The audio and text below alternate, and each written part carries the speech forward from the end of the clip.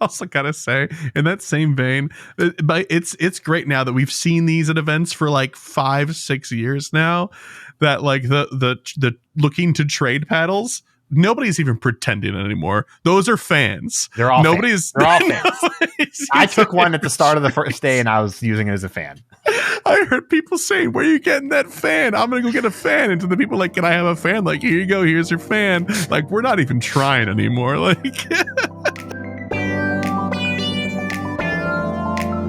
you're tuned into the GOCast podcast, your one-stop shop for updates, news, tips, and community in the world of Pokemon Go. Thank you for listening.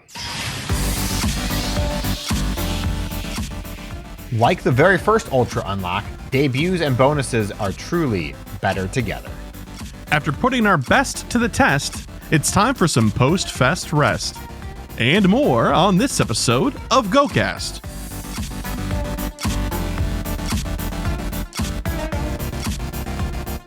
Hello and welcome to the GOCast podcast, episode 291. It's July 16th, a Tuesday evening. Believe it or not, I can barely believe it myself. Kyle's in shock. He's here. I'm Chris, your host. Kyle's here as always. Hiya. I did that so strangely. People that like really hook with the format are gonna be like, Chris, what are you doing? This is a train wreck already. My goodness. We're here to talk about Pokemon Go. It was GoFest Global this past weekend, and we set some goals and all that good stuff. So we got a lot of emails and voicemails from folks that are going to be discussing their experience. We will also discuss ours. And then there's tons and tons of news because we got all the details for the Ultra Unlock, all three of them, and then some. So that's exciting stuff. We will get to it in due time, of course. But this is GoCast, which means that we are very goal forward. We got to start with the goals. Otherwise, it all falls apart, folks. Honestly, just take my word for it. It just all goes straight down the drain. So we set some goals, like I said, for GoFest weekend. Mr. Kyle, you had 4 here. You wanted to catch a Hundo Necrozma. How did your hunt for the Hundo go? I did it. He did it. Could not believe it, but I did do it. For how many Necrozma raids you did, well deserved. I did 168 total. Wow. Between Global and New York. Just for those at home to understand. And that said, I know someone who did just as many raids and did not get a hundo. So you were doing Tyler. I'm sorry. Oh, geez. Yeah. You were doing pretty well, though. Shiny as well. You were over odds shiny in New York. Did your shiny luck for Necrozma pan out for Global as well? Oh, yeah, it did. I didn't even count the shiny Necrozma, but I got plenty of them. Did you get 10? Okay, give me a second. Okay, hang on. Okay. Oh, I gotta look. How long does it take you to you type know what? in Necrozma No, I didn't. I'm under odds.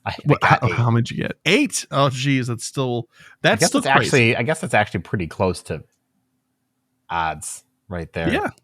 Yeah. Not the statistical anomaly we were hoping for, but it's good to meet expectations. So congrats on your hundo. What about 20 shinies for the weekend? Did you get at least 20? I did do that, yes. How many did you end up getting? I got 32. And those were basically like 27 of them were on day 1 because I barely played day 2, all things considered. Yeah, you kept getting shinies left and right on Saturday. It was pretty alarming. A shiny Jangmo-O. That did not happen. Nope. You were hatching 7Ks though, weren't you? No. Oh, well, they were in the wild, so there was not very many. Let's face it here. I probably saw like maybe 30 or 40 Jangmo-O total. So, yeah, on day many. 2, I saw more than I definitely did on Saturday. Them being interspersed in the spawn pool was nicer than having to wait for that one particular biome to roll around for it to then be the rare spawn, right? Mm-hmm. And then 35 platinum medals. Did you manage that? I did not. I only caught 40-ish Pikachu. There was not as many Pikachu as I needed. So, yeah.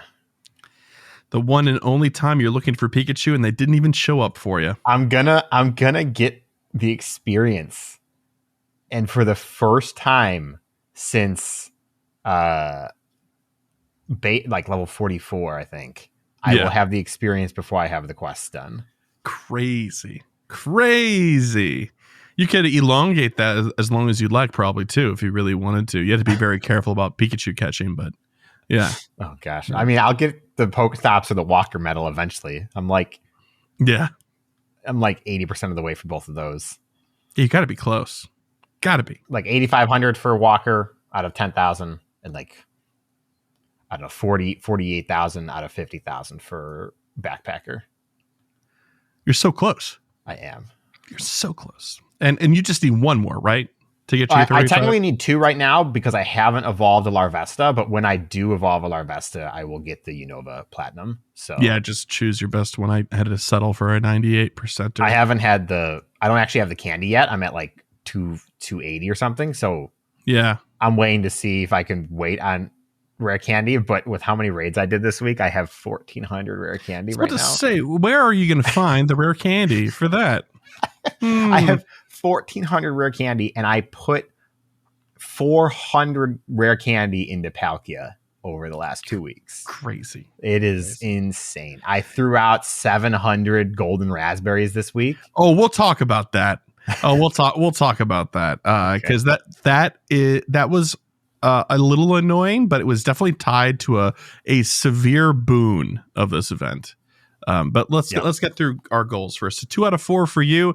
But honestly, the most important one you did get, the Hundo Necrozma, functionally practically the best goal that you set. Yep. So good on you.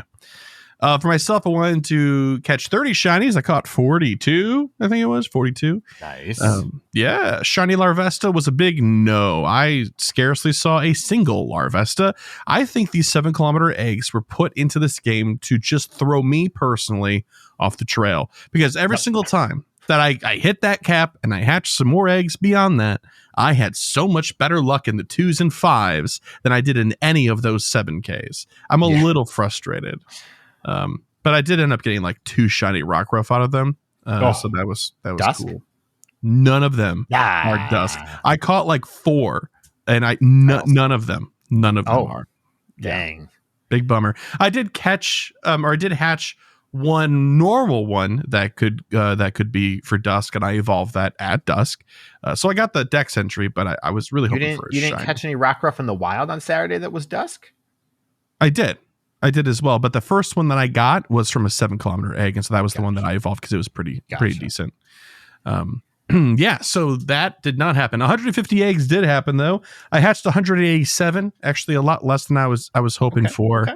I was messaging about this in the Discord. People were like, man, like what happened? Only 187 eggs. I thought you were going to hatch a lot more, and I was going to, but we played with a large group on Saturday, the day that we were walking the most. And that large group moved really, really slowly because we were stopping at every gym to do the raids. We had a wide age group, and it was a little hot for sure. It was nothing compared to New York, but it was a little hot. Yeah. So credit where credit is due. So yes, on the 150 eggs, and yes, on the last goal I had, which was all challenges and research. So 3 out of 4 for me. The rare win. I will take it. That's good. So what was your favorite thing that you caught this weekend? My favorite thing that I caught this weekend was I did get a Hundo Necrozma, a regular one. Yes, but I got a 15-14 shiny Necrozma as well. So close. But pretty good. What about you? What was your crown jewel aside from the Hundo Necrozma? Of course. Aside from the Hundo Necrozma, let's see. I did catch the shiny Ferroseed. So nice. Mention that. So that's probably it. Oh, you know what? I also got shiny Crabrawler, which I was very happy about. That's a good one. And then just worth mentioning, because it finally had to happen, was I got a shiny Pidgey. So I know you were thrilled about that. That gap has been filled. Finally. Very nice. Very nice. Well, a couple of other notable mentions are, for global, I caught 3 shiny Emolga, which is actually pretty crazy. Oh my gosh. Yeah. I need one of those. Oh my God. 2 of them were from eggs. Okay, yeah.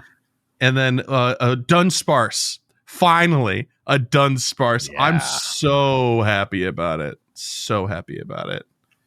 And that's pretty much it. Gosh, 3 Hoot Hoots as well. Please take me away. What's going on here? And a Celesteela, which kind of felt more like a pity at that point in time. I did not get a single shiny Ultra Beast in the 2 weeks of GoFest outside of Necrozma. That's rough. Bark. Necrozma's not an Ultra Beast, so don't. Sorry, man. Right, exactly. Don't at Kyle. He doesn't check his X anyway, so don't worry about it. I do when people at me. But so, don't do it. Sue, whenever Sue ats me or tags me in a post, yeah, I do hang on. No. Why am I getting an X notification? Hold on a second. What was happening over there? Oh yeah. But yeah, that's pretty much it. Why don't we talk a little bit, just very briefly, about our global thoughts.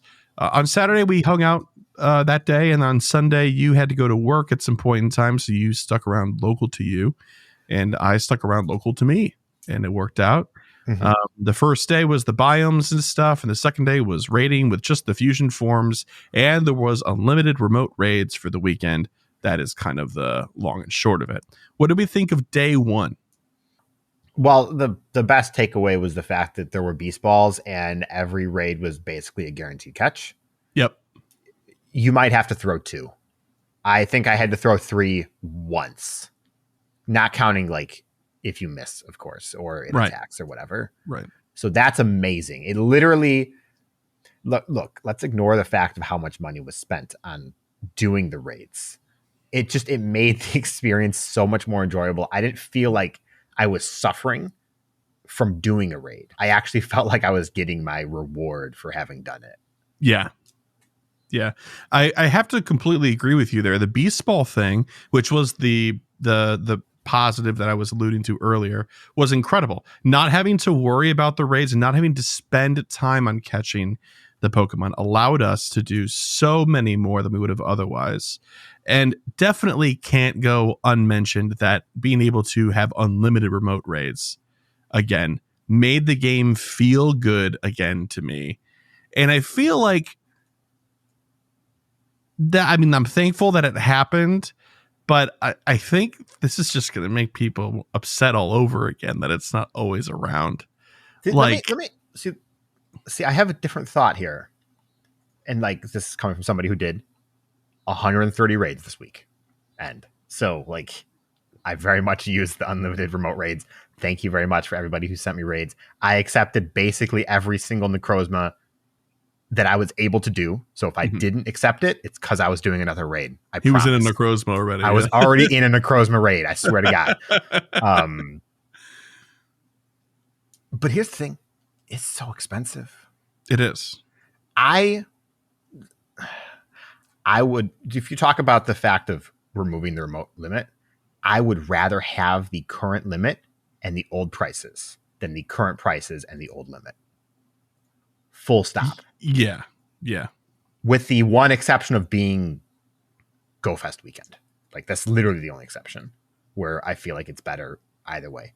But the amount of people doing 10 remote raids a day or 5 remote raids a day is not very large, especially at the current cost.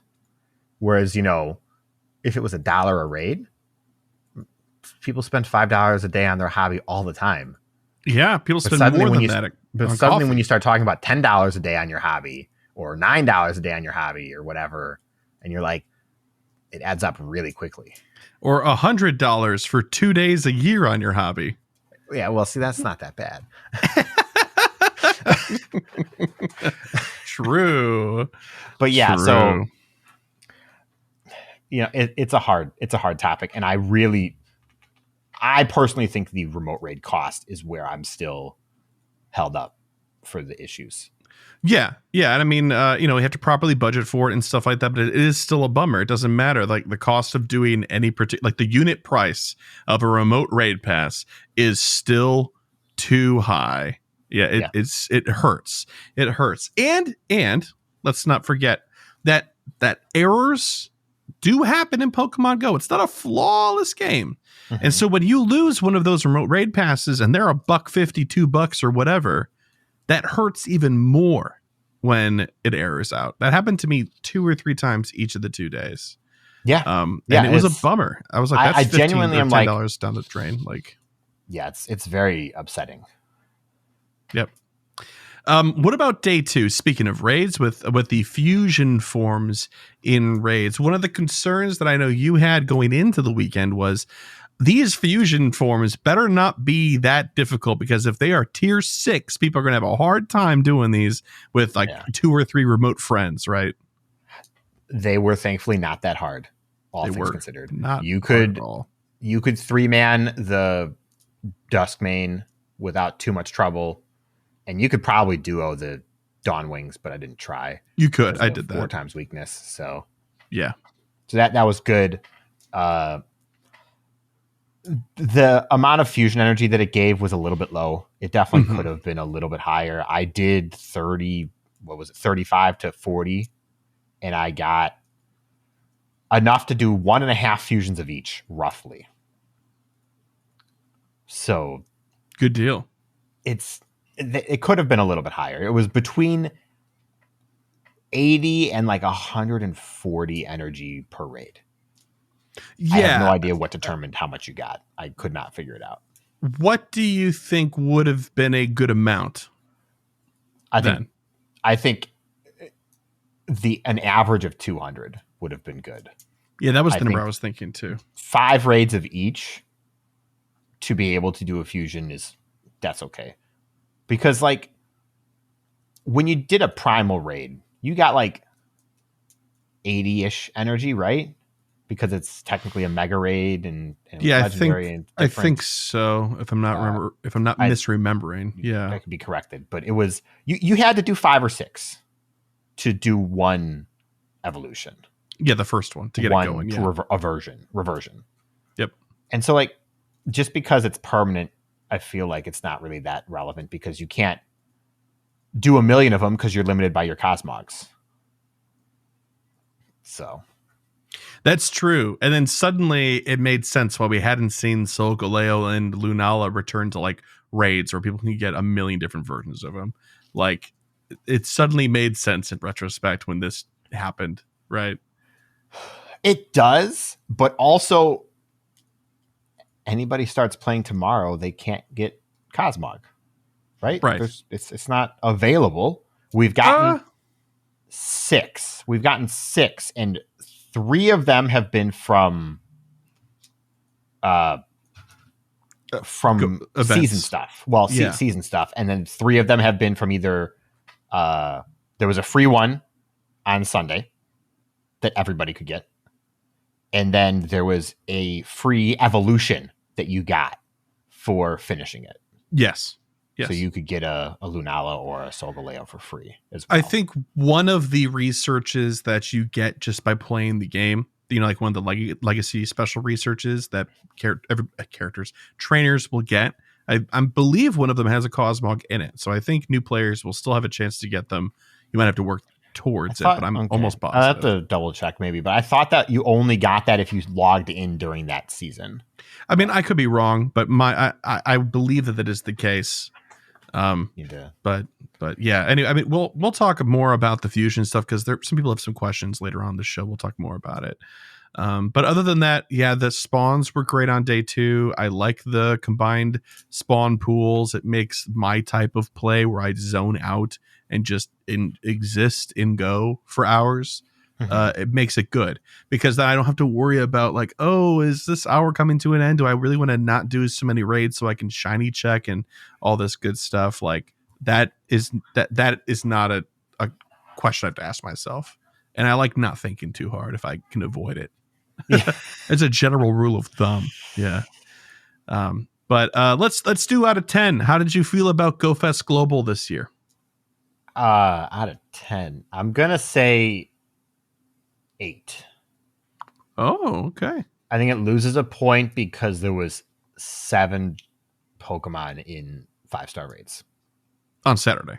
on Saturday, and that was rough. And even like with those 7, I saw 3 Blacephalon raids the whole day, like 2 Stakataka. Yeah, and granted, I wasn't chasing them because it couldn't be shiny, but right, didn't see them, and that was kind of a bummer.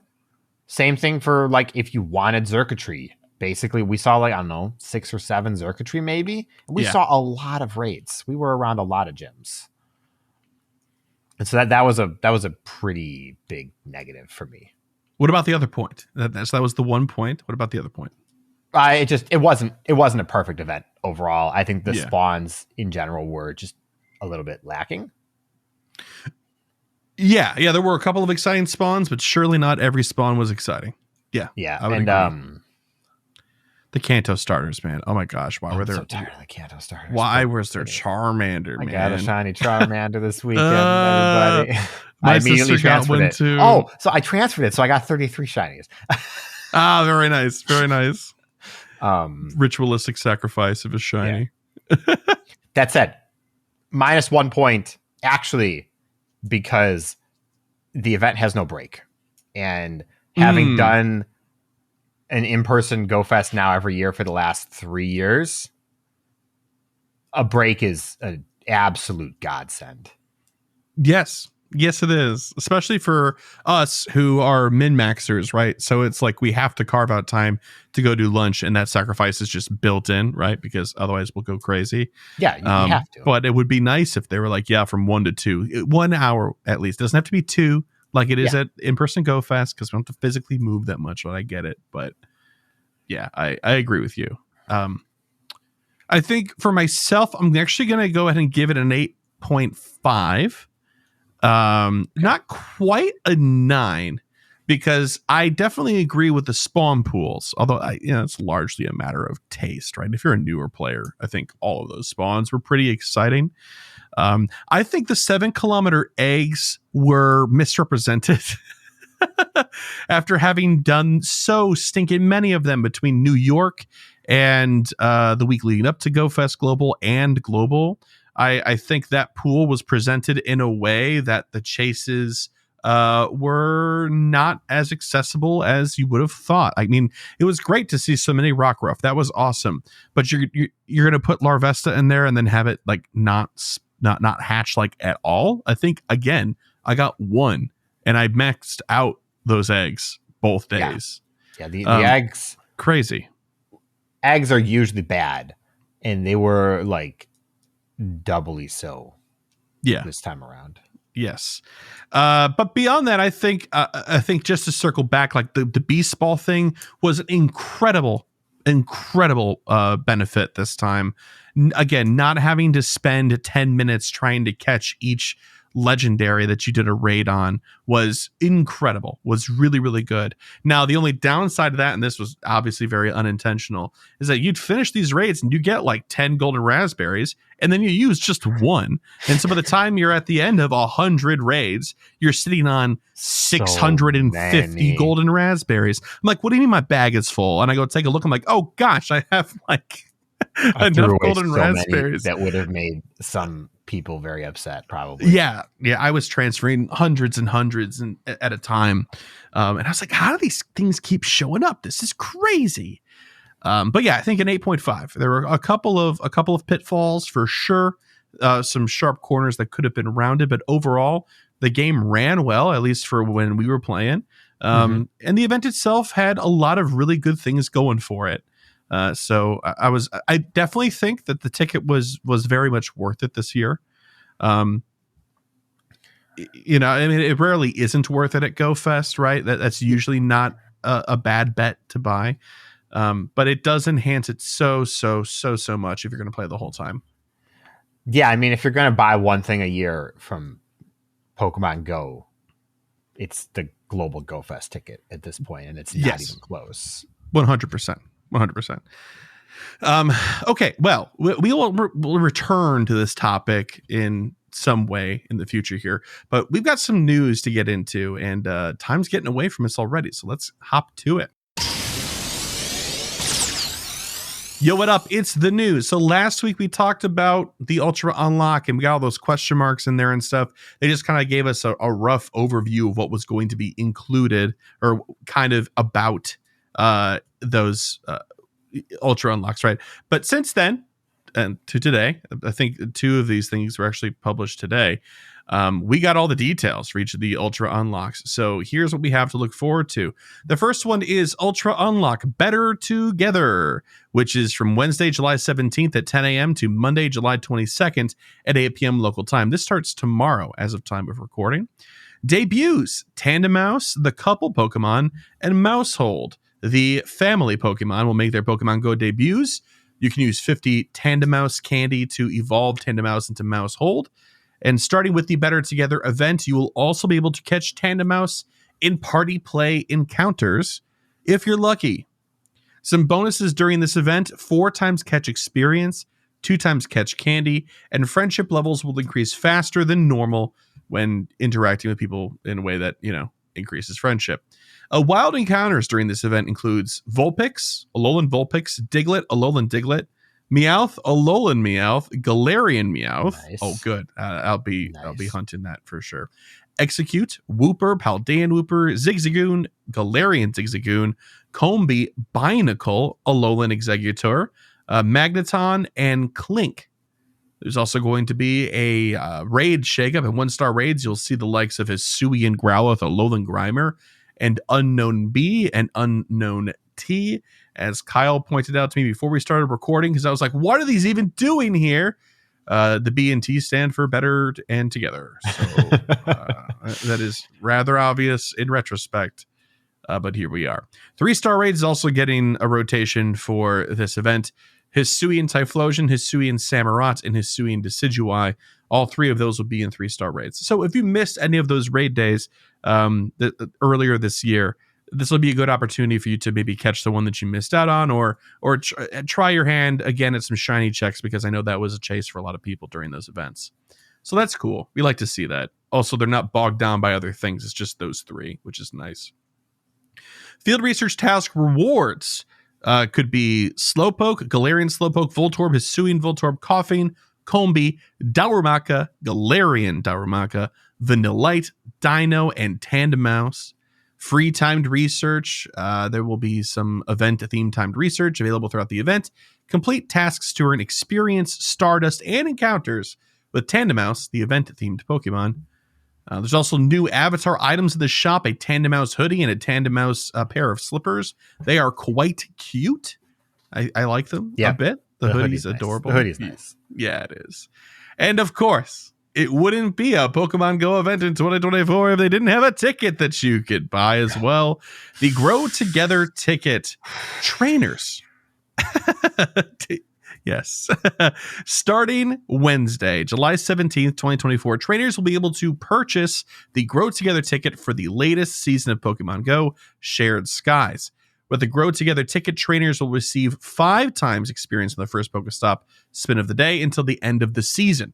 Trainers can also expand their experience with premium timed research, which awards premium items and encounters with Pokemon that have special evolution requirements.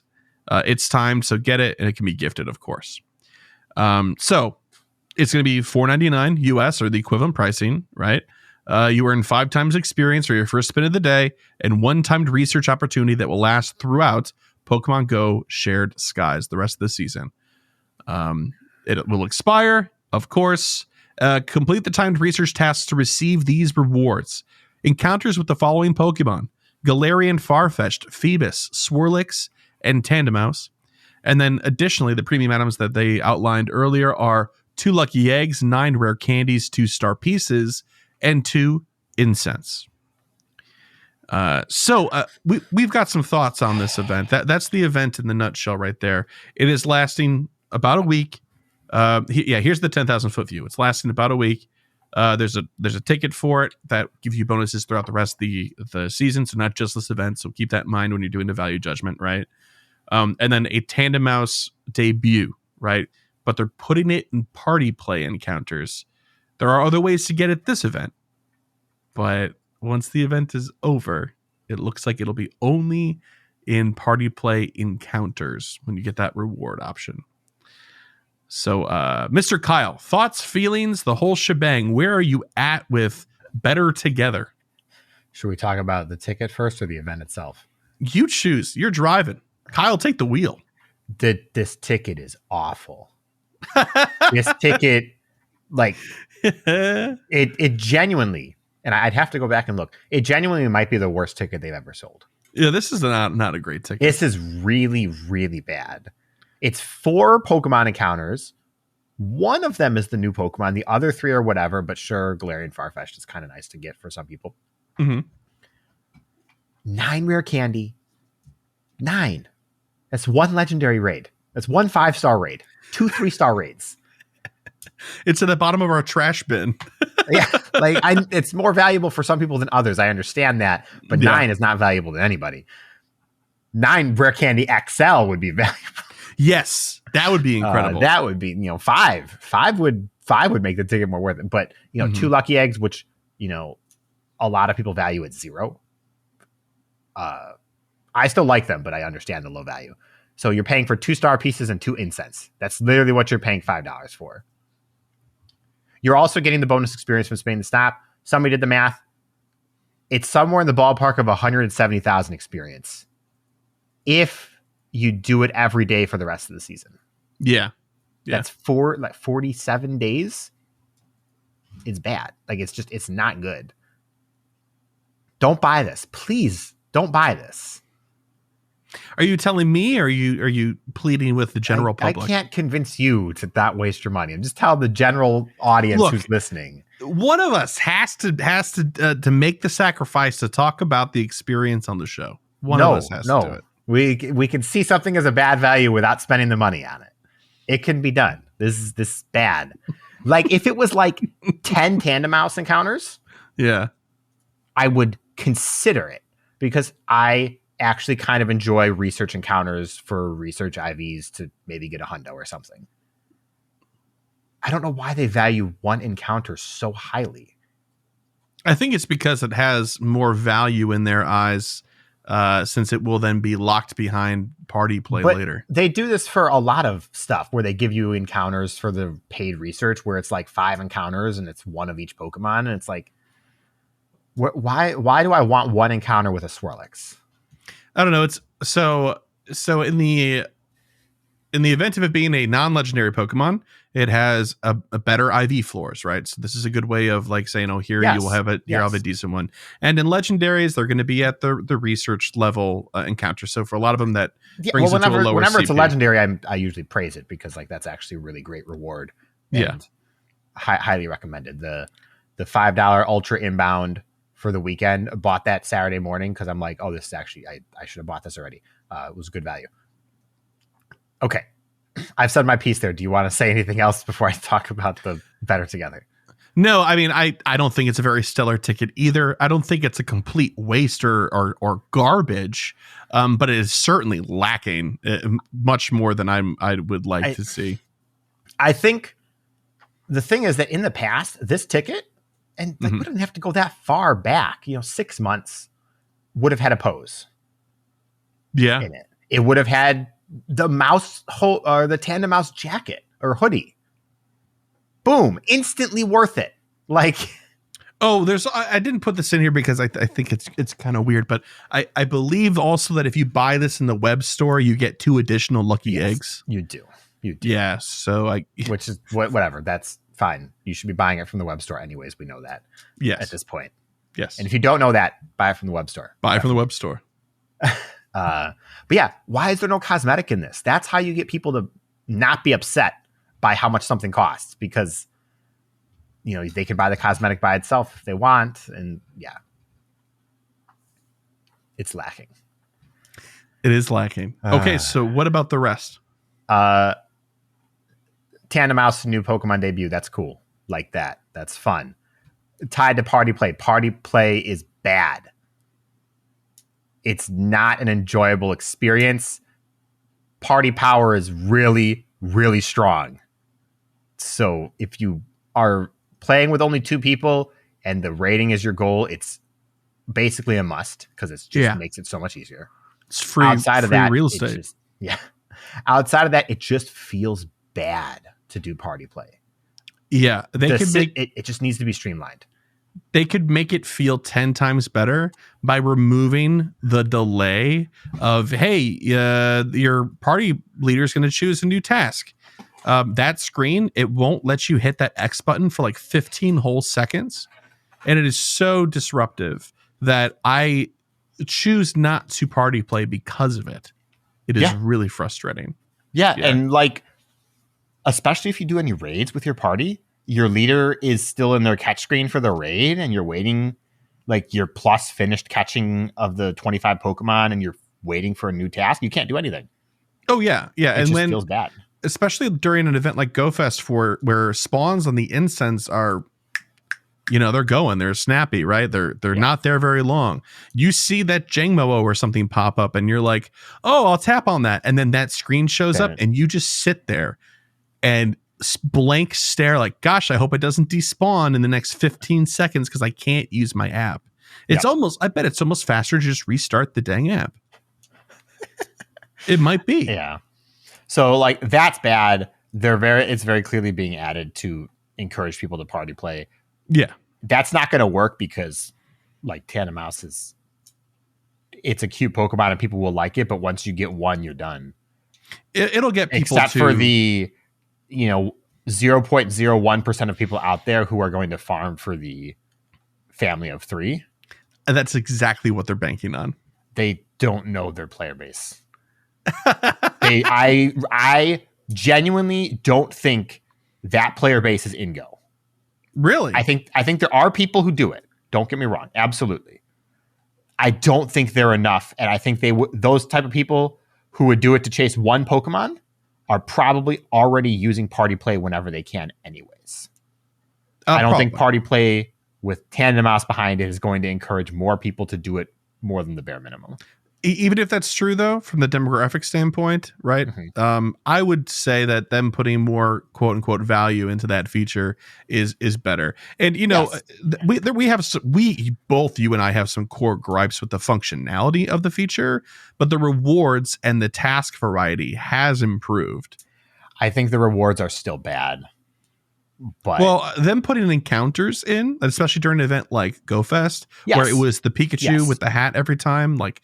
That was really good. Great way to get more checks in there. But there's also like spin 10 stops and get 2 Pinat berries. Like, there are maybe this is greedy. Every single party play task should be a banger. It should be worth the effort that you did to do that task. Yeah. And I feel the same way about field research, but you can just throw out a field research. So I could feel less bad when it's a bad field research. You can't do that for party play. So there should always be an option for like 100 Stardust or something as a reward. Yes, I think one of the rewards should be a fixed or one of them should always be an encounter, something like that. Yeah. I don't know what we might value the highest right now, but I think that would be at least you know what you're getting because nobody wants to take the berry reward. No, and you almost never want to take the Pokeball reward either because sometimes it's like 10 Pokeballs and you're like, okay, that's kind of for spinning 10 stops. Sure. Give me 10 Pokeballs, whatever. Yeah. That's enough about Tandemaus though. That's fair. 4 times catch experience is awesome. It's awesome. Like that is the best part of this event. And it's not even close with one caveat. You see this? Have you seen the wild encounter list? We just read it. Have you really looked at it though? Yes. There is not one Pokemon on here that is a like easy excellent throw. That's not to say you can't get excellent throws and you can't be practiced at it, but there's no Slowpoke, there's no Wailmer, there's no Doduo, there's no there's Alolan Exeggutor. That's a rare spawn though. Doesn't count. I mean, yeah. Also, Vulpix is pretty easy to get excellence on. It's not, maybe I'm being elitist. It's not difficult to. I'm not saying it's not like getting an excellent at Caterpie or something. That's for sure. But it's not like a gimme. And like, I would like to see at least one gimme in a pool, especially because there's like 16 Pokemon in this pool. Ponyta, Wailmer. Yeah, Ponyta, Wailmer, Slowpoke. Something. So that feels a little bad because I do plan on trying to grind experience at least over the weekend here. And I am not the best at throwing excellent throws because I'm not patient enough for that. That's okay. This will still make your greats and your good throws still, it's still fine. It's still like 1,200 experience or for nice. a great throw. Nice. Yeah, well, it'll be good. Yeah. It'll be good. I think there's something in this event for everybody. Just kind of depends on your perspective. But we like debuts. Tandemaus is cool, regardless of how it's being introduced. It's good to see new Pokemon. Let's keep moving here. Ultra Unlock number 2, Strength of Steel. This one is from Thursday, July 25th at 10 a.m. to Tuesday, July 30th at 8 p.m. local time. So this will spend a weekend there. The event bonuses for this one are additional Candy XL for successfully catching Pokemon for trainers level 31 and up, increased chance for trainers level 31 and up to receive Candy XL for successfully catching Pokemon with nice throws or better, additional candy for nice throws or better, and 3 times Stardust for catching Pokemon. 3 times Stardust for that long of a time is a big deal. That's a lot of value. Yeah. That's if you grind, you could really make a huge dent in your Stardust total. Wild encounters for this event are Alolan Sandshrew, Magnemite, Pineco, Nose Pass, Aeron, Beldum, Bronzer, Ferroseed, Galarian Stunfisk, Togedemaru, Onix, Scyther, Skarmory, and Clink. A pretty good group of Pokemon. All of them can be shiny. There's going to be some raids here too, but a note before we get into them, the following Pokemon will appear in raids. Of course, Togedemaru appearing in 1-star raids will have a greater chance of being a shiny Pokemon than when found in the wild. Togedemaru's shiny debut being tied with this event, of course, as well. 1-star raids will feature 4 Pokemon. We do like a type pool: Skarmory, Clink, Pawniard, and of course, the Togedemaru. In 3-star raids, we're also seeing a pool of 4 that will feature Steelix, Scizor, Mawile, and Aggron. All 8 of those Pokemon across those 2 tiers of raids. All of them can be shiny, with Togedemaru's shiny debut happening with this event, like I said. There's also going to be field research task rewards. You could have encounters with Beldum, Clink, or Togedemaru. And then there will be Mega Energy for the following Pokemon for some tasks: Steelix, Scizor, and Aggron. It's cool to see other Mega Pokemon get some spotlight there instead of ye old Kanto trio. It's nice to see. Timed research, complete tasks to earn a Magnetic Lure Module, XP, and encounters with event-themed Pokemon. There will also be a collection challenge. And if you complete that, you'll get Stardust as well as encounters with and Mega Energy for certain Steel-type Pokemon. And there will, of course, be some showcases, probably Steel types. Probably biggest Steel type, if I had to guess. Right. So this one is short and sweet. And I mean, it does sort of also encapsulate the last Ultra Unlock, but we'll talk about that separately. So aside from that last piece, this event, yay or nay for you, Mr. Kyle? 3 times Stardust is awesome. It carries this event, I think. That's it. Like, it's nice that Togedemaru can be shiny. That's a positive because, let's face it, there's not a lot of value to clicking on Togedemaru when it's in the wild. Sure, yeah. That's it. If it wasn't for 3 times Stardust, this would be really, really out of place as an Ultra Unlock. And even with it, it feels a little strange. Yeah, a little bit. I think the wild encounter pool is pretty compelling, actually. I think the wild encounter pool needed a Stardust Pinata on top of it. Yeah, it doesn't have one, unfortunately. Yeah. Like, it could have been the rare spawn. I don't know. It should be Galarian Meowth. I don't think Galarian Meowth has the bonus Stardust that the I think you've taught me this in the past, and I've since forgotten. I think it's because it's. I could be wrong. I don't actually know if Alolan Meowth has it either. I only know that base Meowth does. We'll find out in 2 days.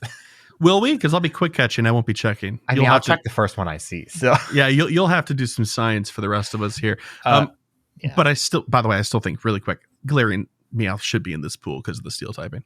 Yes, it should be. But it's cool to have Galarian Stunfisk. So 100%. Yeah. Yeah, it's just kind of mid. The Stardust is really great. So Yeah, but it's like a good mid. It's like a this. There's nothing disappointing about this, but there's nothing that's really blowing me away except for this really compelling bonus, which I think is the mark of a good event. But yay! That's the problem. That's the problem. Is it's a good event. This was supposed to be something, and we all know it's all fake, that the players earned for playing GoFest. Stop pulling the curtain back. Stop it.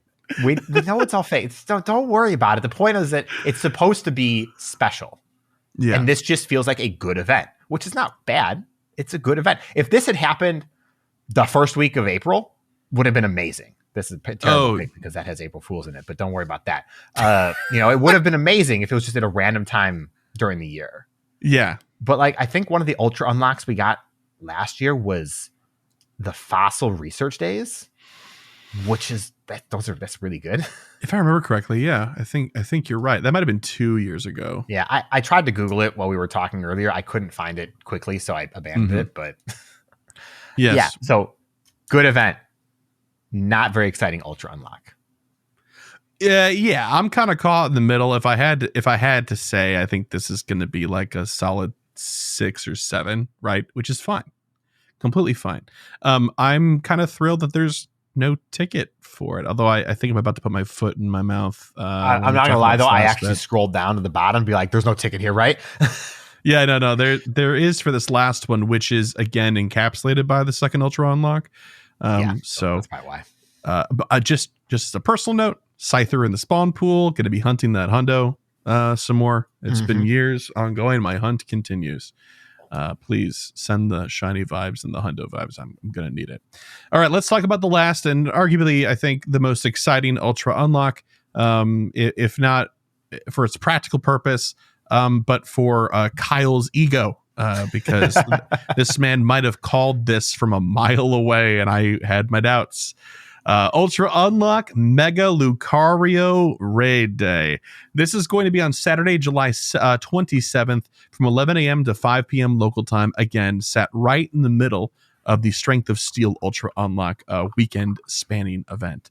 But yeah, on that Saturday, during that time, the event bonuses are going to be Mega Lucario will appear more frequently in raids, receive up to 5 additional free raid passes from spinning gym photo discs, increased chance to encounter shiny Lucario, 1.5 times more experience from raid battles, increased chance to get rare candy XL from in-person raid battles, and the remote limit will be increased to 20 from Friday, July 26th at 5 p.m. to Saturday, July 27th at 8 p.m. PDT. So if you're smart or able to or savvy enough to keep track of this, you can do 2 days worth and get 40 of these in if you're blessed with friends in other time zones that are kind enough to bring you along for the ride. The featured attack, which is cool, by the way, because honestly, it could have just been that, and people would have been thrilled. But there is a featured attack. Lucario encountered in raids will know the fast attack, Force Palm, which in trainer battles does 13 power, and then in gyms and raids does 9. If just on surface value, I haven't looked this up, and Kyle, I'm hoping you can check or know off the top of your head, but this is a better counter because Lucario already knows counter. So if it's not better than that, then we have to hope it's better. And counter does 12 damage. Oh, so it's better. but it might be faster. Yeah. Plus, it's a cool move because it's like, it's signature type thing. I mean, it's not right because it wasn't Aura Sphere. But I mean, I don't know. Before Mewtwo's it could be better. Yeah, it's probably not better, but it could be better. Let's hope it's at least comparable, even if it's like 2% better. I'll take it. I don't know though, because counter does 8 damage in trainer battles. So if this does 13 damage in trainer battles, it's got to be a slower move. Yeah, but if it's only a little bit slower, you'll still come out on top. Yeah, I don't know. Be eager to see what the energy generation is, but yeah. But here it is. We buried the lead. An event ticket for this as well. It'll be US $5 or your equivalent pricing tier in your country. 8 additional raid passes from spinning gym photo discs. So right there, you've already got your value more or less. Increased chance to get rare candy XL from raid battles. 1 guaranteed rare candy XL when catching Lucario. There's a lot of potential value there if you're doing a lot of these raids. 3 times more experience from raid battles and 2 times Stardust from raid battles as well. So as always with these raid days, if you are intending to raid to the fullest, this ticket is absolutely worth it. If you're only going to do like 3 or 4 raids, but maybe don't, that becomes a much difficult value argument, right? Kyle is deep in thought. If you're watching the video, you can see he's thinking Manning over there. What's going on up there?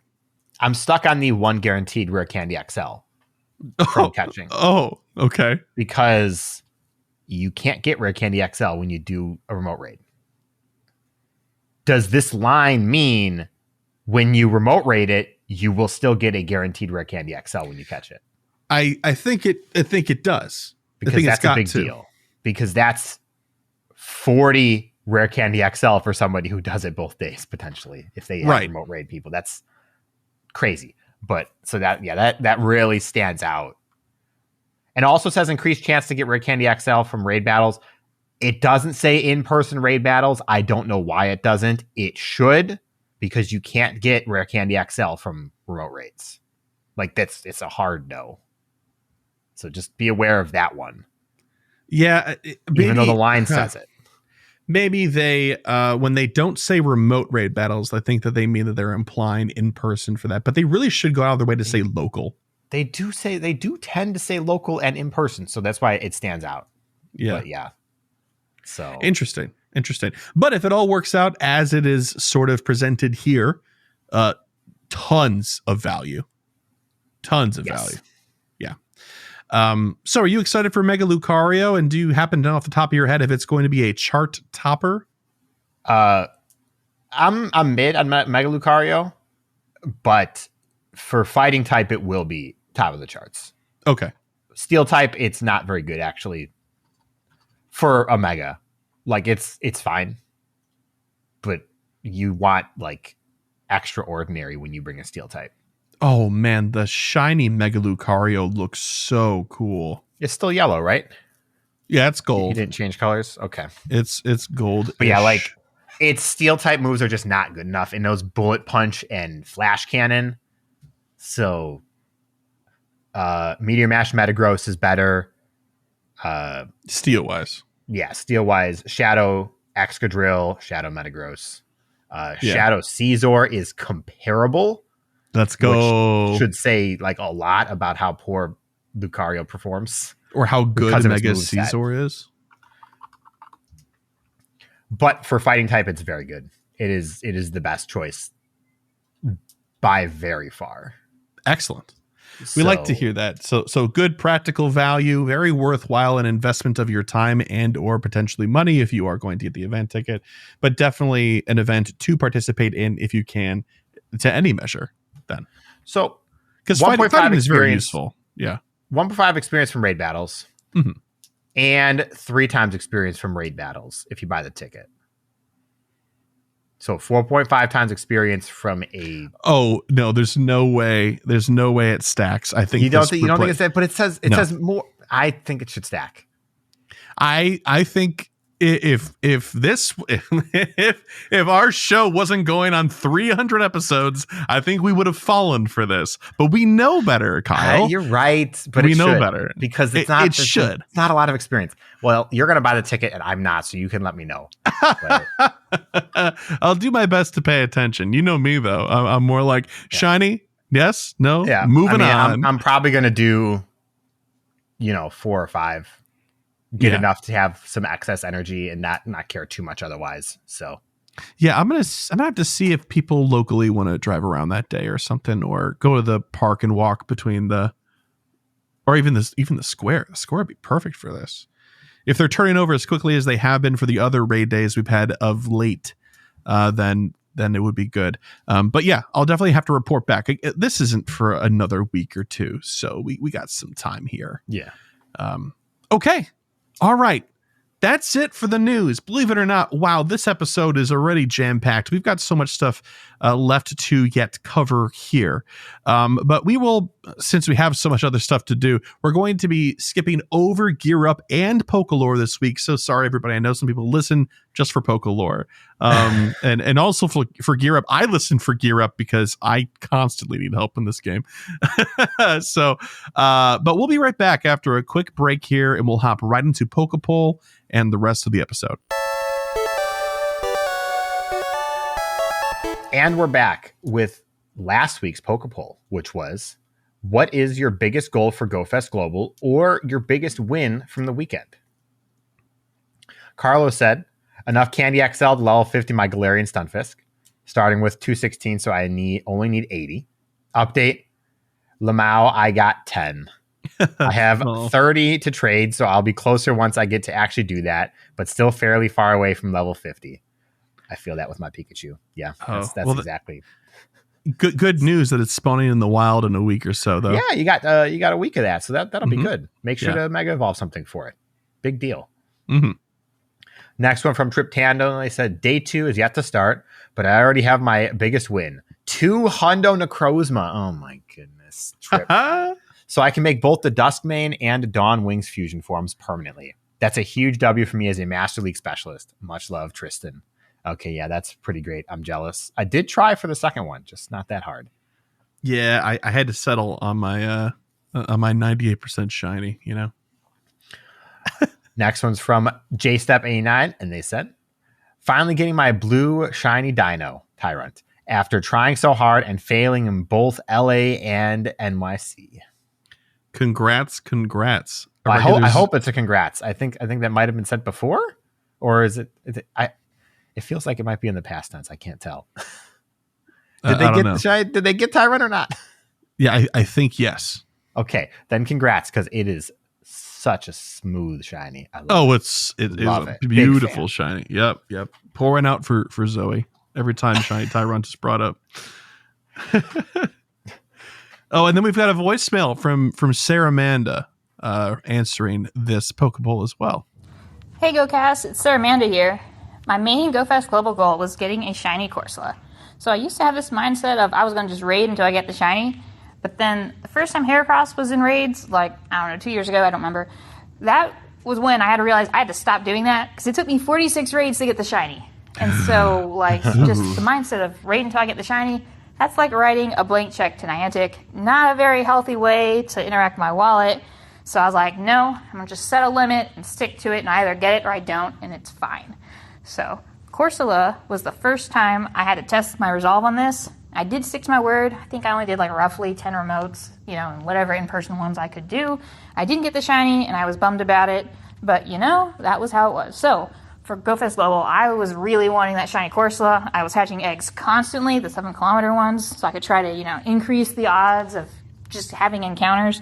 And so I was super happy I finally got it. Although, it came off incense, not an egg. But you know what? Who cares how I caught it? It just matters that I got it.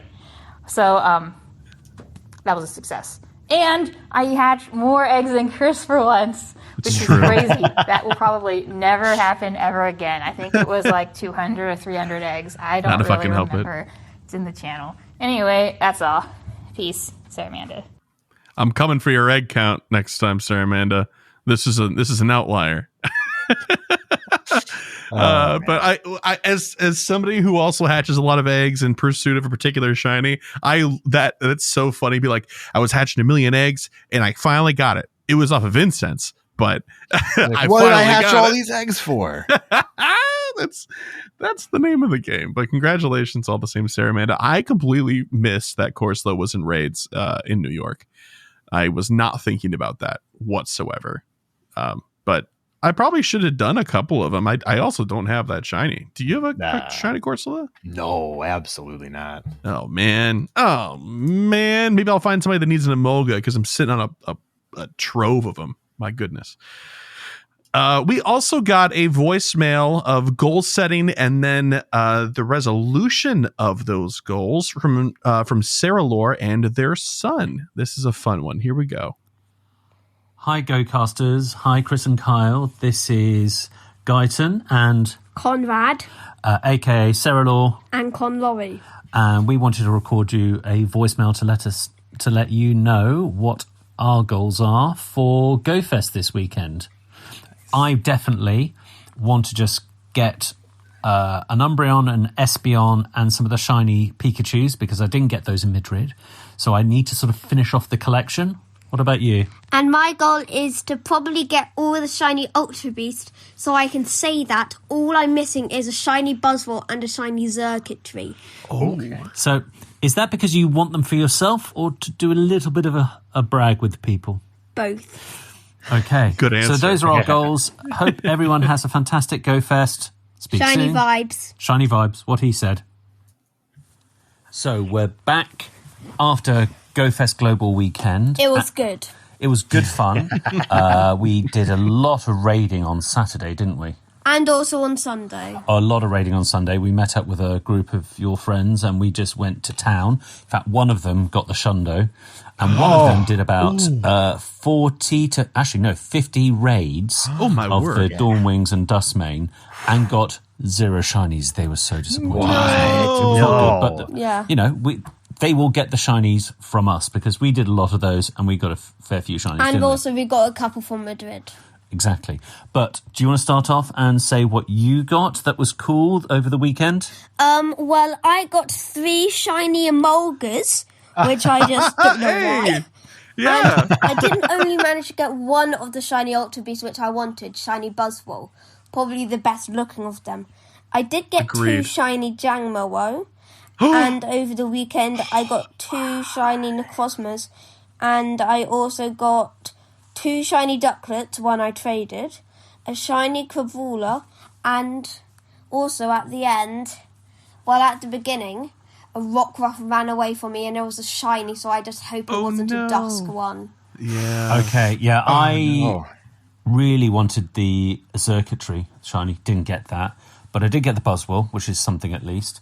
And I didn't get the Jangmo-o. So I just got a really load of sort of relatively boring sort of shinies. You know, I'm going to be a bit Kyle about this and say it was a bit meh for me. I got lots of shinies, but just nothing amazing like his Jangmo-o or the Espeon that I really wanted or the Pikachu. So I didn't get them. What about you? What did you think about it at the end? Overall? Well, overall, I did get 33 shinies and 6 hundos. So overall, I really enjoyed GoFest. Yeah, it was pretty good and it was lovely, as with all GoFest, spending time with people. I think that's the most important thing. So that's the end of our review. Shiny vibes. Sorry for the long voice note. Until next time. Oh, absolutely lovely. I wish I had half the luck. 6 hundos and 2 shiny Jangmo-o. All right, well, congratulations. That's absolutely crazy. It's luck. crazy good luck. Geez, I kind of want to know what hundos they were. I mean, obviously the Shundo was one of them, right? But yeah, I'm curious what the other ones were. I forgot to share at the top, Kyle, that I did get 2 hundos. One was that Necrozma, right? But the other one, Maractus. Yeah. I also got 2 hundos. Oh, one was my Necrozma, thankfully, and the other was a Sun Crown Pikachu. Oh, wow! That's. Oh, how do you feel about that? Do you feel the same way I do about my Maractus? I tagged it and I saved it. So, yeah, I mean, of course. I mean, you're not going to look. It was caught from one of the photo bombs, so that's kind of fun, I guess. Oh, that is it's fun. Got the tag at the bottom and everything. I don't know. That's cute. So, okay, I got a quick question for you. So now I've got a Hundo Maractus and I've got a Hundo Tropius from earlier. Am I now beholden to try to collect Hundos of each? Oh, I've also got the Hundo Klefki from Zoe from Seattle. I'm on a roll with these regionals, man. I have a Hundo Torkoal. A Hundo Kangaskhan and a Hundo Farfetch'd. Okay, maybe between the two of us, we can do like a shared We can goal. finish the regionals somehow, right? Yeah. Between the two of us, we just got to go find Relicanth for the rest of our lives. Like, goodness, man. and Corsola. Oi. Oh no. Okay, well, anyway, thank you so much for those voicemails and those responses to the PokéPoll for last week. Thank you all. That was wonderful. So for this week's PokéPoll, we have, what was your favorite moment or feature of GoFest 2024 Global? So that could be a personal moment, with people, Pokemon you caught, raids you did, running across a field to get to a certain spawn, or it could be the fact that you liked that you could catch Ultra Beasts and Beast Balls. That's also totally a fair response. Yes. Do you have an answer ready, Chris? I have an answer ready. I also have an honorable mention. Okay, go ahead. I think one of the highlights, and this is going to be a strange thing for me to say out loud and admit it. It was 2 costumed Pokemon in particular. It was the Espeon and the Umbreon with the scarves. I think they looked really sharp. I think their shinies looked really sharp. The not shinies looked really sharp. I was thrilled to see them every time. And even when they weren't shiny, and this was rare because especially in the death throes of day 2, right? The last 4 hours or whatever, it was a lot of just tapping and moving on and not catching things that they weren't shiny. I still went out of my way to catch both of those evolutions because they looked so good each time I saw them. They were really, really great. And I think the honorable mention was that Kyle and I, while everybody else in our group was suffering from the heat and humidity, Kyle and I were like, "This is nothing," and we were like, we kept trying to keep walking, and we have like, "Oh, geez," like we had the shade. Oh God, we had a good time. Also, we didn't get sunburned again. Yeah, we avoided. We made both weeks. Neither of us got sunburned, and that's amazing. That's a feat for me. It is. What about yourself, Mr. Kyle? All right, so my favorite moment, and this is going to be a little bit strange. We were playing in a group of the group started out as like 17 people, but by the time we transitioned to the second part of the day, we were down to like 9. Yeah, something like that. There were some friends of friends that were there, and I was able to help 3 people with regionals that I'd had sitting in my inventory. I was able to trade Sigilifs from last year and then Relicanths from like 2 or 3 years ago that had just been sitting in my inventory and absolutely made their day. So they're like, "Oh my God, I get to finish this dex. I never thought this would happen." And I'm like, "You're taking it from my inventory? Thank you." Yeah.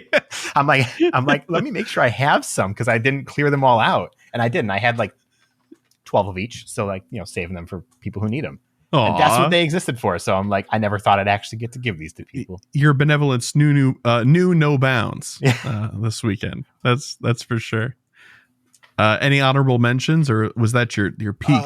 The honorable mention was for me is definitely Beast Balls in raids. Yeah, it just made the experience more enjoyable. Yeah, it really can't go understated. It was so nice to go as a group of a significant amount of people, as I mentioned. We're like, we're going to go do that raid. We all walked up, we rolled up, fought it, finished it, and we're like, we're going to go over there now. And when we got to the next raid, we didn't have to be like, is anybody still catching? Because we caught it. And that's always the biggest bummer when you're trying to do like a raid train or something, is that a raid can genuinely take like 6 or 7 minutes to catch if you're unlucky. Also, because the catch rate was so good, it gave us a great opportunity to work through our silver pineapple berries. I used 100. Yay! I used 100. I'm down to 320 silver pineapple berries. Way to go. And up to 950 golden raspberries. I threw out 600. I'm down to 300 of those too. Yeah, I'm down to like 150. I threw out like 700. So many. I felt bad. I genuinely felt bad for throwing them out, but I just didn't have another choice. What are you going to do? Right. Yeah. But anyway, dear listener, if you have an answer to this week's PokéPoll question, which was, once again, what was your favorite moment or feature of GoFest 2024 Global? You can answer that question when we post it on our X account at GOCast Podcast. If you're a patron of ours and then the patron Discord as a result of that choice to support us, thank you so much. We have a channel dedicated to that as well. If you're watching on YouTube, hello, YouTube. I'm waving to you. How you doing? Hope you're feeling great today. You can answer in the comments here, reply. And if you're listening on Spotify, they changed this up. They changed this up on me. Nobody called me. Nobody told me that this was going to happen. But I can't post the question anymore as a free form answer. Folks can just leave comment responses to the episode just on their own. So that's what we're going to do now. The question won't be posted, but you can reply and comment on the episode and comment with your response to the PokéPoll for this week. You can also send us an email with your response to mail@gocastpodcast.com or call in, as we've heard a couple of examples here, from 262-586-7717. I said that, but both of those were actually files I received in email. Which is another option, I suppose, for you if you'd like to do that. But speaking of emails and voicemails, Mr. Kyle, we're getting to the end here, but which means what? It's time for emails. Oh, that's true. And we've also got one more voicemail to play. And let's start off with the voicemail. This one's from Carter. Hey, Chris. Hey, Kyle. It is Carter here. Leaving work right now. I've been listening to you guys every shift at work. I enjoy the podcast a lot. And I just started listening this week. Thought I'd just give a call, and I don't know if it's too late to talk about this, but talk about how my Global Go Fest went. I had a great time. I did pretty good. I got around 60 shinies exactly. Whoa. And, had a lot of fun with my friends. I've been playing this game since we were 13 years old. I was able to doing one being a 98%. And then I was also able to hundo Frosma as well. Nice. And then there was a lot of shinies that I was able to get that I was looking for, like Phantom. Tyrant was really good. I got 3 hundos. One was in a trade. I got a Samurai. Ducklet out of research. And then the Necrozma. And then I also got a Nundo Tyrant, which was super cool. Of course. Did around 130 raids, 90 of them being Necrozma. So I thought I was able to get that hundo and a couple of the shinies. And yeah, I just had a really good time out there. We had a lot of people playing where I was playing at, a lot of groups. Raids were really easy to take out. I really liked that they had the beast balls, so it went by pretty quick. You're able to just catch it and move on to the next raid. And I do have a question. You guys might have already talked about this in the episode, but Lucario is one of my favorite Pokemon, and knowing that it's the Mega Raid Day, July 27th, I just want to get your guys' input on that. Maybe if you've already talked about it, I don't know, but I think it's awesome. I can't wait. I'm going to grind it with some of my friends, and thank you guys for my podcast. It's really enjoyable to listen to, and All right. Well, thanks so much for calling in there, Carter. We already gave our thoughts on Mega Lucario Day, and we couldn't agree more. It's going to be a great Pokemon. Yeah, and it's exciting. Hype event. Yeah. Yep. And that Nundo Tyrant is definitely a highlight. I did check to make sure. Didn't get any Nundos over either of the 2 weekends. I didn't check that those might have been casualties to my sweeping transferring behaviors. 0-star, 1-star, 2-star transfer. Yeah, something like that. Yeah. All right. Well, anyway, thanks so much for the voicemail there. We've got a number of emails. I'm going to start us off here with the first one from Whoa Brian, which is a great name.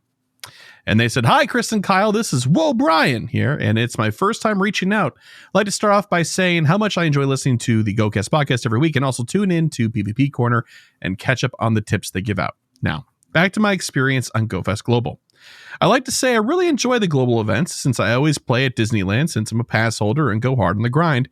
My goals were to finally reach level 40, catch 20 shinies and get a hundo and shiny Necrozma. Here's day 1. I did 25 raids and managed to get a 15, 14, 15 Necrozma out of all 25 raids. Nice. Yikes. I think that's pretty good. Actually. I think that's pretty great. Yeah, that's pretty great. Ask Kyle. His pain is I'm currently sitting on 4 15, 14, 15 Necrozma. So I did make one of those my dust main. So good deal. Good deal. So that's great out of 25 raids. Yep.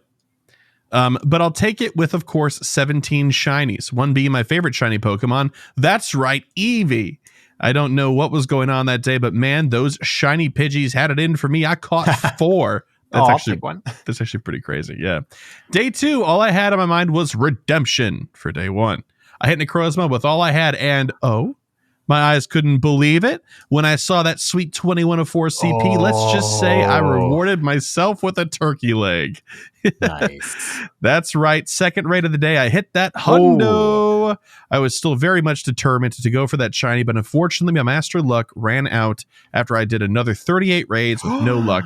I called it a day with still having 12 raid passes left for another event and went on a shiny hunt and caught myself 10 more shinies. And a special mention, I found myself a shiny Axu. Nice. To sum it all up, I'm happy to say I farmed out 3.6 million experience and reached level 40 with 1.1 million in already towards reaching level 41. Nice work. I did 3/4 of the level challenges, and out of 65 raids, I had 298% and 1 hundo Necrozma. Those are really killed it. Really good. Yeah. With other good ones as well, followed by 27 shinies total. In the end, 65 raids still feels like a punch in the gut, but we can't always win with RNG, but the hundo makes up for it, of course. I hope to one day join the two of you at a city experience GoFest and wish shiny luck to the two of you for global. Thanks for all the work you two put into this podcast. Sincerely, Whoa, Brian. Well, whoa, Brian, you had some pretty good luck. Yeah, I mean, 65 raids without the shiny, though, that is rough. Yeah. Like, that's rough. But I know at least one person who would have traded all of their shinies, which was many, for one hundo. So yes, very, very true. Especially if you hit a certain point of like no return of investment of time and resources where you're just like, yeah, this is raid 150 and I haven't seen the hundo. I guess I'm going to raid 200. Like, yeah, might as well. Yeah. But thank you very much for writing in. We appreciate it. Whoa, Brian. Also love your name. Next email is from Desmodus. They said, "Hey, Chris and Kyle. I hope you had a great GoFest Global. I just wanted to share a brief observation as a free-to-play player. As always, I saved up my coins for a while leading up to GoFest, as well as my Google reward credits. I did 14 Necrozma raids on Sunday. I got 2 shinies and enough solar fusion energy for Dust Main, so that was great. But sadly, I ended the day 150 lunar fusion energy short of getting my Dawn Wings. This even includes the bonus 200 fusion energy each from the Instagram giveaway. 14 raids is a lot. It's probably 2 or 3 times what I've completed in total over the past year. I'm okay with the expectation of increased raiding for GoFest, but it seems ridiculous to me that I could do 14 raids and still walk away without both featured Pokemon. With the Instagram bonuses, the requirement was 16 raids, and I fell short. I look back at the past 2 GoFests, and I didn't need anywhere near that many raids for Mega Rayquaza, Kyogre, or Groudon. The only advantage this year was that there was no fleeing raid bosses or wasted passes due to the Beast Balls. That was really nice. Yeah. I'm not a super hardcore player, but I am by no means casual. I can't imagine a casual player doing 16 raids in a single day, or maybe even 20 if they weren't looped into the Instagram giveaway. I feel like the accessibility was considerably lower this year.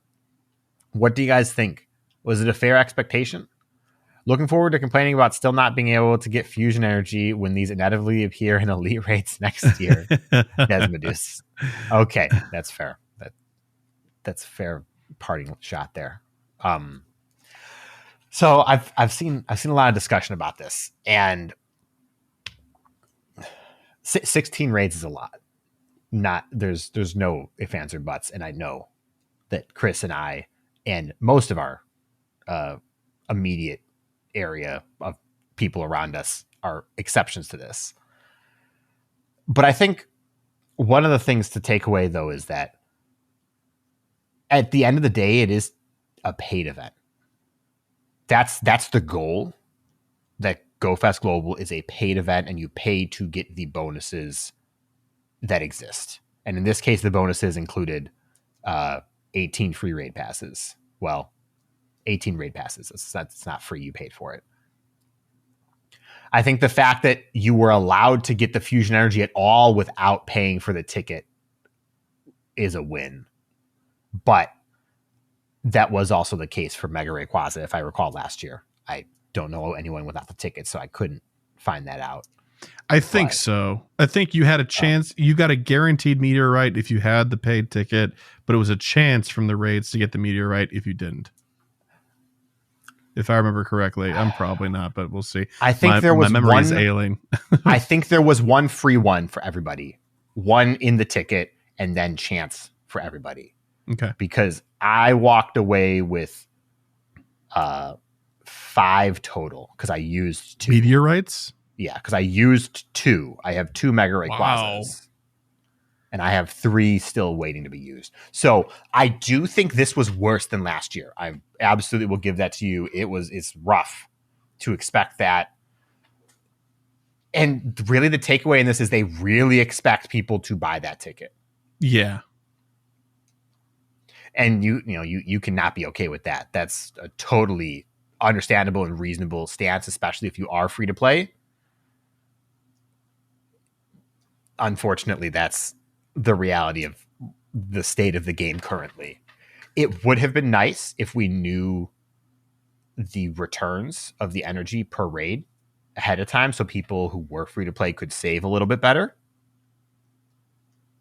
Yeah, that's it. That was a full thought. I don't know why I trailed off like that. So no, yeah. I'm with you 100%. I think that this could have been solved if there was a way to generate the energy another way. Like in research tasks, they give you like 5 or 10 a pop for lunar or solar. Or if the raids that we did for all this time prior to today or to those raids happening, if they had given 5 or 10 of each or something, that would have been good. It would have added up and felt good for the next day.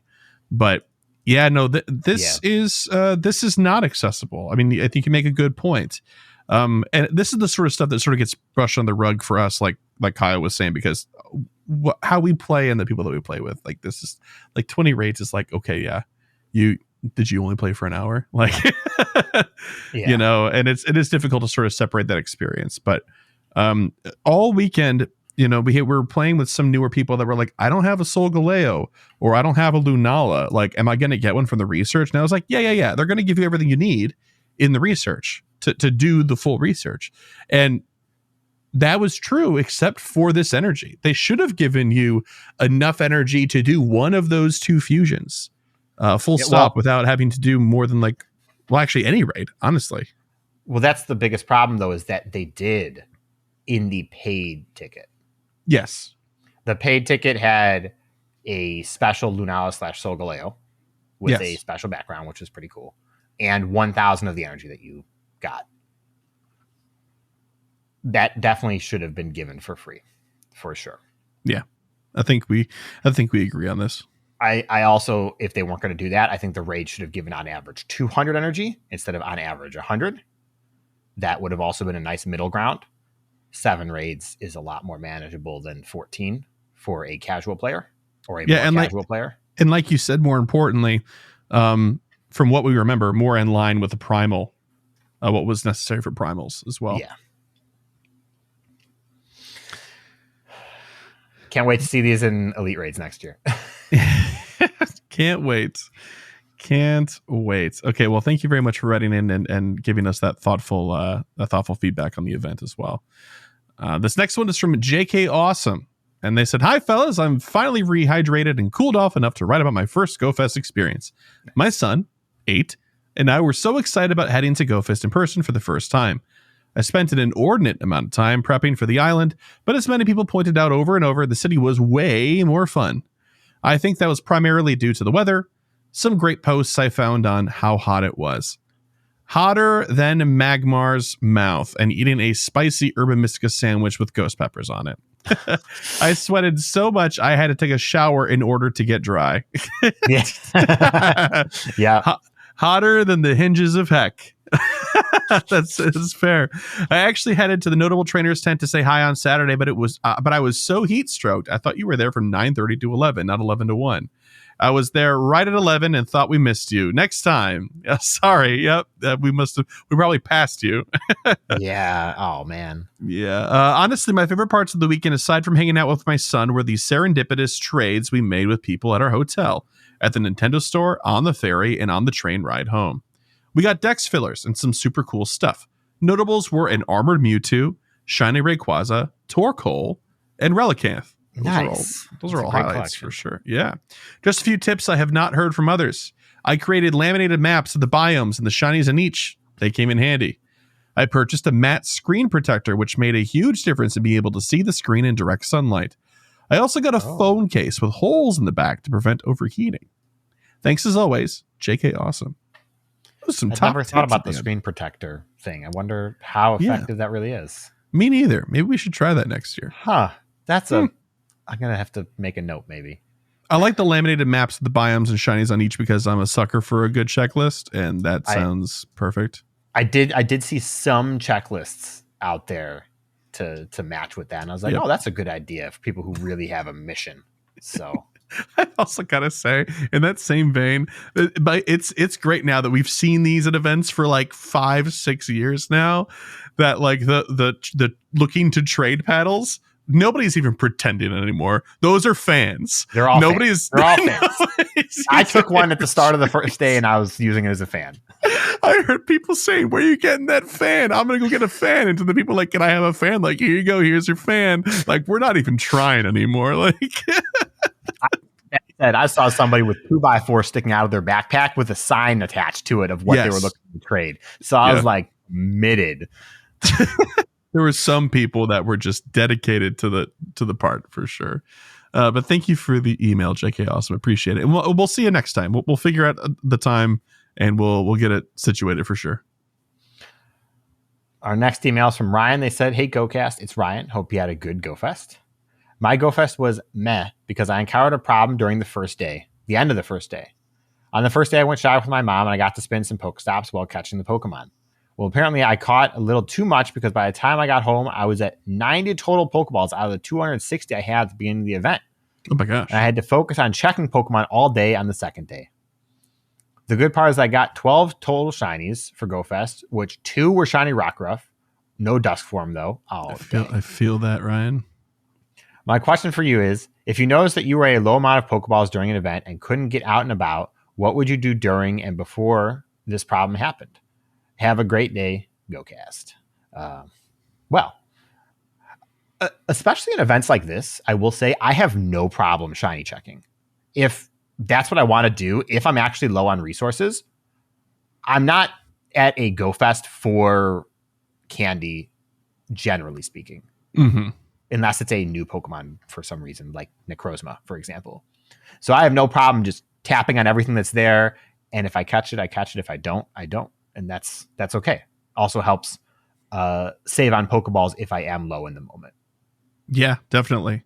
And if opening gifts are an option for you, I know this is almost ironic coming from us, but opening gifts and trying to max those out and adding as many friends as you can, maybe from some, like from locals or friends, or if the case might be, that's a really good way to get items, especially if you are not around stops and things like that. But honestly, nothing is going to be as good of a replacement as having some sort of sense, because of your experience playing, how many Pokeballs you're going to need and just getting them beforehand.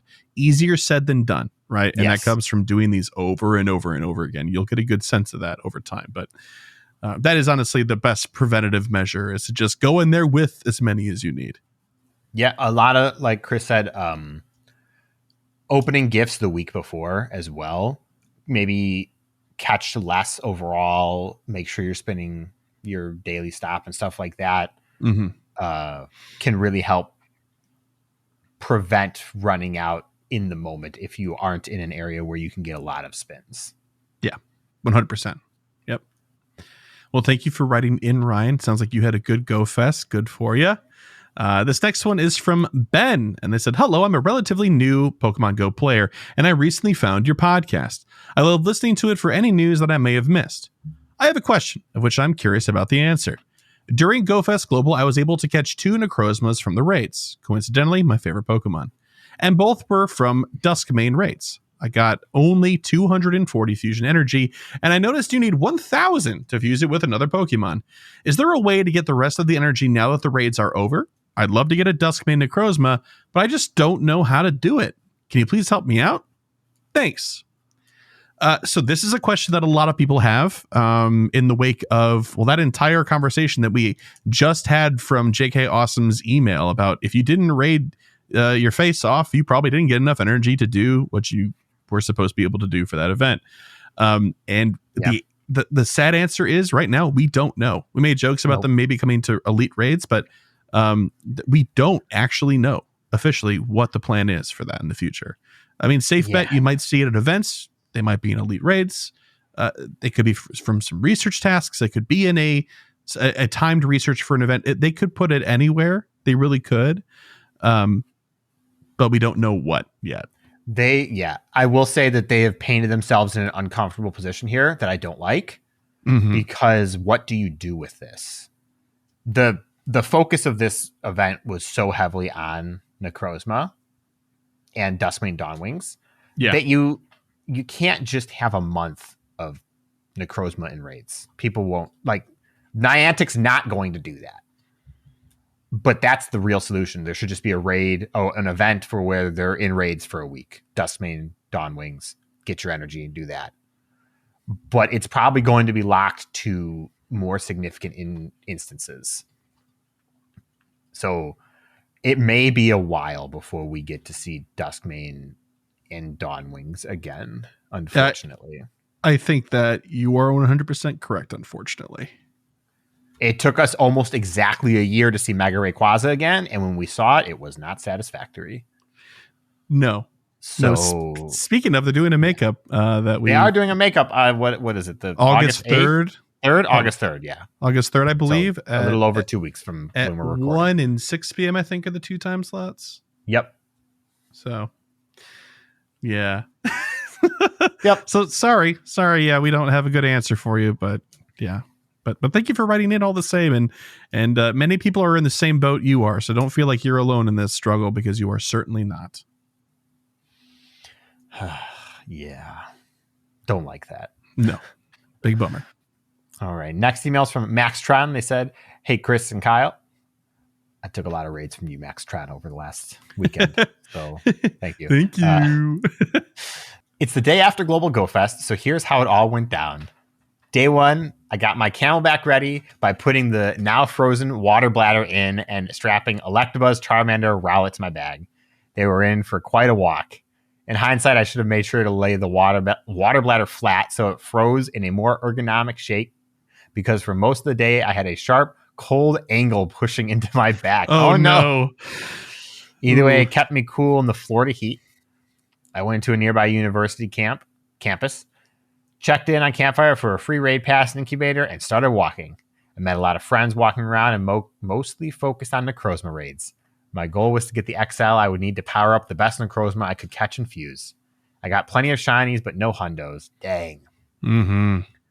The next day we met at a different spot of that same campus and drove around doing Necrozma raids. By the time I called it, I had done 93 Necrozma raids. Ooh. No shinies that day and no hundo. But I did get 2 98s. Pretty solid, and I know now they lose a couple of matchups in Master League, but they got fused and powered up anyways. Dawnwings got named Terra Freeze Zord, since my Zygarde, which also finished getting powered up on the Rare Candy XL I got from raids, got named Dragon Zord. Nice. And if you're wondering what my third in my Master League team is named, it's way off from the Power Rangers thing. Dang.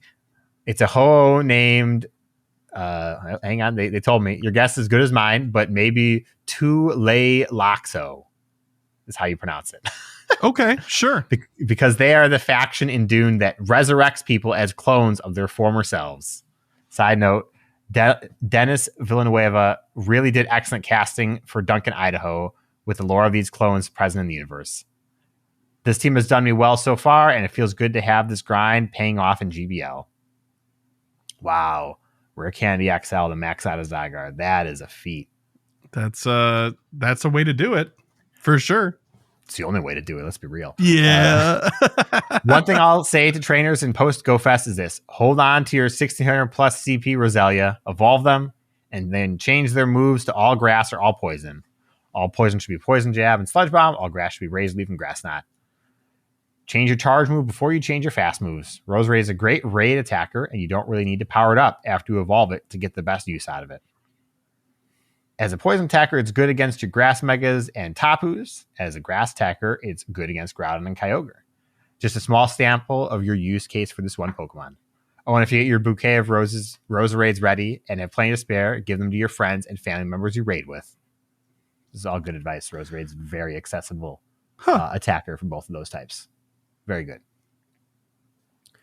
I'll probably know by the time this unapologetically long email gets read, but hopefully Global went well for you. I know that both of you all joined me in enough remote raids, which thank you again for that. I keep thinking that your presence in the raid lobbies would impressive to people around me as I'd emphatically say, oh, look, GOCast Kyle made it in this lobby. You're right, I did. And if I didn't, it's because I was in another raid, I promise. That's right. That's right.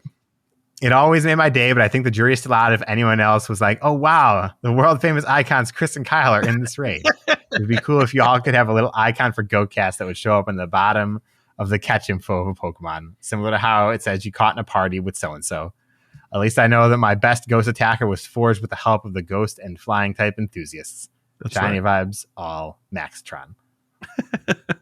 Yes, I would like to also have some personal GOCast branding on the bottom of catch cards. That'd be amazing. Yes. Yep. Come on, Niantic. People are asking for it. Just one, but they're asking for it.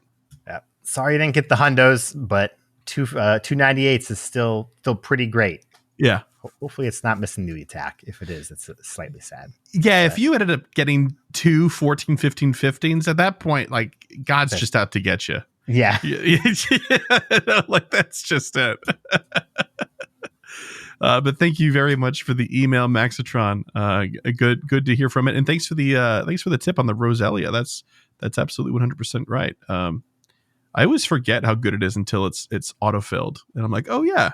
Yeah, it's good. Roserade's very good. Banger. Yeah. It's like a 1600 plus Roselia will evolve into like a 3000 Roserade. So yes. Yeah, it's quite the jump. Yep. We are on our last email here, and this one's from George. Hi, Chris and Kyle. I just want to give you both a shout out for an amazing experience you shared with my 8-year-old son, Georgie, who can be seen in the middle of the group photo from the raid train, which was like 80 some odd people. It was awesome. Both meetups, the Milton and Central Park, felt truly genuine and provided him with a smile from ear to ear and a couple new in-game friends. He's been telling everyone about the famous podcasters he met in New York City and keeps carrying around your keychain everywhere he goes. Just wanted you both to know about the positivity you bring to your listeners. Oh, thank you so much. It was so great to meet the two of you. And yeah, Georgie, absolutely. Georgie was just so thrilled to talk about Pokemon and like, that's all that we require. Yeah, I'm always tell me about your favorite Pokemon. Tell me about what you caught. I just want to see people happy about Pokemon. That's instantly a conversation that we want to have. P.S. He heckled me all weekend about the shiny Necrozma he received on his very first raid, but the joke's on him because I got the hundo. Woo! Sorry for the late email, George. No, not at all. Not late at all. Perfect timing for this email. And again, it's so great to see y'all. We hope to catch the two of you at a future GoFest. That would be good to see you again. Cool. All right. Well, thanks so much, everybody that wrote in and called in and all that good stuff. If you, dear listener, would like to do any of that good stuff, you can by sending us an email to mail@gocastpodcast.com or calling up the voicemail line of 262-586-7717. You can, of course, also email a voice file if you'd like. Although I am rather critical. If it's too long, it might not get played. But, we also have... We have plenty of margin of error, I suppose. Visit our website for all things GoCast at GoCastPodcast.com. Follow us on X at GoCast Podcast. We're also on Instagram at GoCast Podcast and Threads, although I need to start posting on Threads more. If you'd like to help support the show, you can via Patreon. That's spelled patreon.com/GoCast Podcast. As little as $1 a month gets you access to our Patreon Discord. And that's like the place to be, in my biased opinion. So yeah. And speaking of patrons, shout out to our elite trainer tier patrons.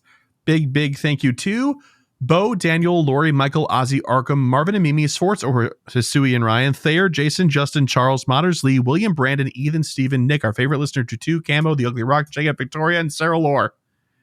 Thank you so much for your generous support and helping us keep the digital lights on, among other things. And hey, if you don't have money to spend on supporting podcasts, even if you like the podcast quite a bit, completely understand. You can help support us, though, all the same for free by leaving a review on whatever listening platform that you happen to be listening on that might also have reviews. So speaking of reviews, we got one from Jacob Ada, who's a patron of ours as well. And they labeled this the best Pokemon Go podcast around. I've been listening for a few years now, and after winning a ticket to GoFest from you guys, we had a global GoFest ticket giveaway on our X account. So this is where that came from. Congratulations again. How can I not at least give you a review in return for everything you do for the Pokemon Go community? Oh, that's very sweet. The community and this game in general would be nothing if not for people like you who dedicate so much time and effort into putting on an informative, professional, but hilarious podcast every week. Thank you again for everything you do. Shiny vibes all. You're giving us far too much credit. We'll happily take it. No, but thank you very much. It's very kind of you to say. So yes, please leave us a review. If you do, it will likely get read on the show. That's another way to be part of this program if you'd like to.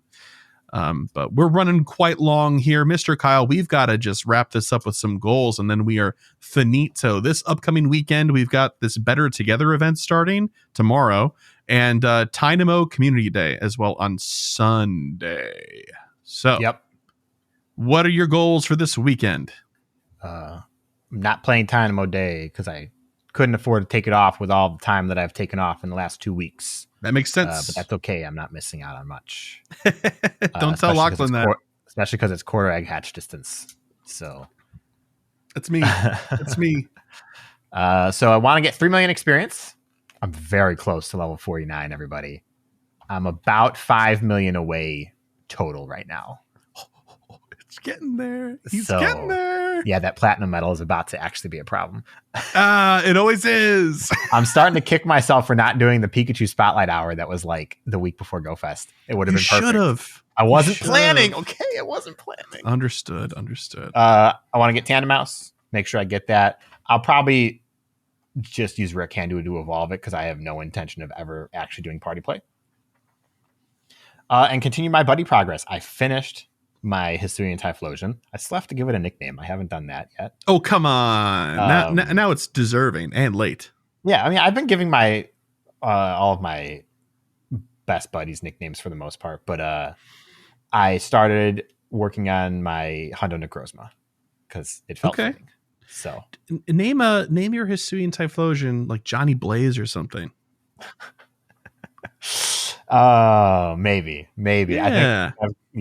I think I have a different name in mind, but I got to figure it out first. Okay. All right, well, make sure you report back. Don't leave us hanging. Okay. For myself, Tandem Mouse as well. That's a great goal. I think I'll steal it. 30 shiny Dynamo. We'll be playing Dynamo Day. I think I'm going to be tied up at a brewery with my family though for a puzzle thing for part of it. So we'll see how that goes. Maybe I can sneak away. Maybe I'll be there. But either way, I'm sure it'll be fun. But I'll stick with my 30 shiny Dynamo, the usual sort of goal there, if only to motivate myself to care about it.